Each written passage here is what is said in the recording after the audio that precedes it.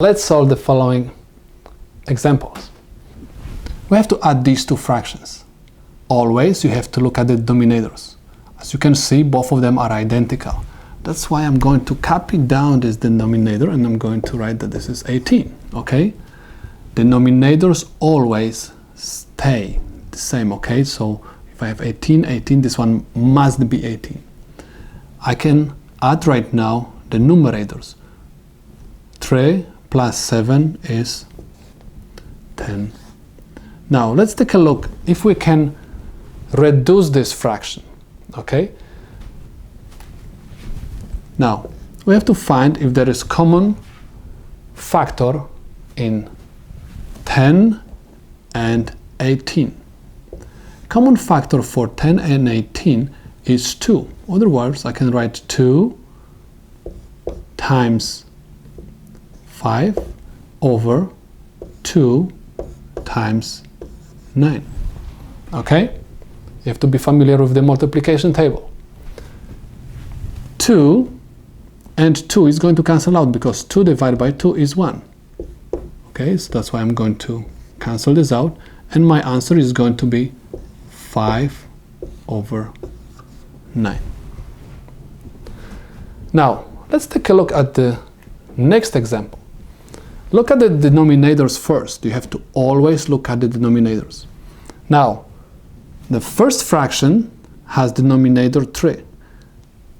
Second fraction has 9. We have different denominators. In order to add fractions, we have to find a common denominator. Now, let me write this down one more time. I have 1/3 and I have 1/9. We have to find the number. Okay, my denominator has to be the number which will be evenly divisible by 3 or by 9. Okay, remember the denominator has to be always equal or greater than the greatest number in the denominator. So denominator cannot be less than 9 for sure. Always start with the greatest denominator and check if this number is divisible by 3 and divisible by 9. From the multiplication table, you have to remember that 9 is divisible by 3. That's why this is perfect denominator which we can use, because 9 divided by 3 is 3 and 9 divided by 9 is 1. Now, we found the denominator. The question is, what am I supposed to write in the numerators? Okay, so ask yourself question. What number multiplied to 3 is going to give me 9?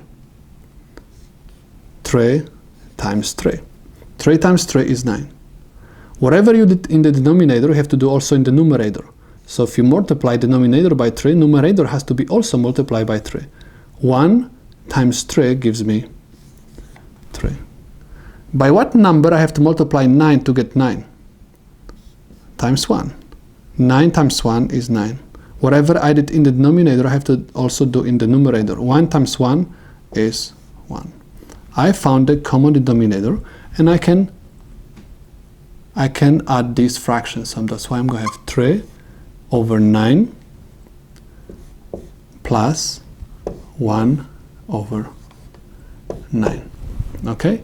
So you have to realize that 1/3 is equivalent to 3 over 9, and 1 over 9 is called also equivalent to 1 over 9. Basically, this is the same thing. I have common denominator. I have to copy down the denominator and add the numerators. 3 plus 1, which is equal 4. Let's take a look if we can reduce anything. Over here, there is no common factor for 4 and 9. That's why this is the solution to the problem.